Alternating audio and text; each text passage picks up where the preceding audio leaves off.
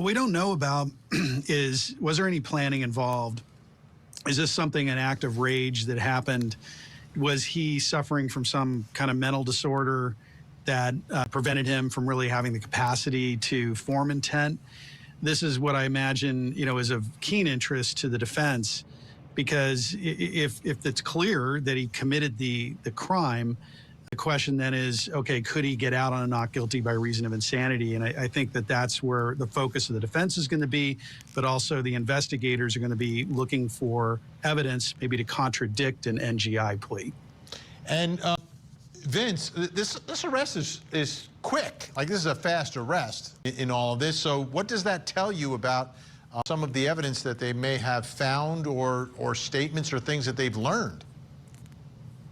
Well, what I've read is that, these victims, the daughter actually found them and told LAPD that her brother was a prime suspect from the beginning. So they kind of knew who they were kind of looking for as a prime suspect.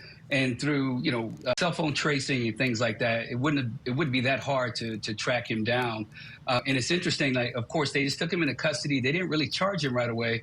But what's really interesting, I would love to, in the future, we're going to hear about what that interview was like, if he chose to talk to them and what he said to the LAPD. That could lend to motive and exactly what was going on in his state of mind.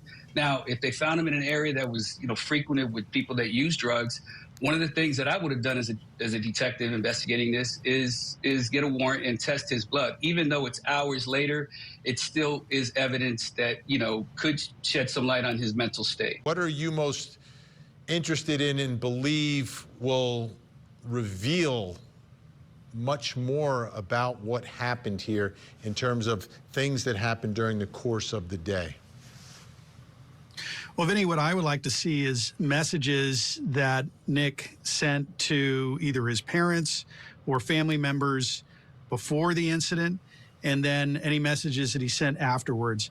To me, this is pivotal, because if he is expressing anything in these messages before the crimes were committed about planning and threats, then that would indicate that he understood what he was doing. And then messages that happened afterwards that might indicate that he understood that this was wrong. And the reason why I'm focusing on that is because if he goes with a not guilty by reason of insanity, he not only has to show that he had a mental disorder, but that he did not understand the nature and quality of the act, or that it was legally and morally wrong. So to me, it's all about these messages that may have been sent.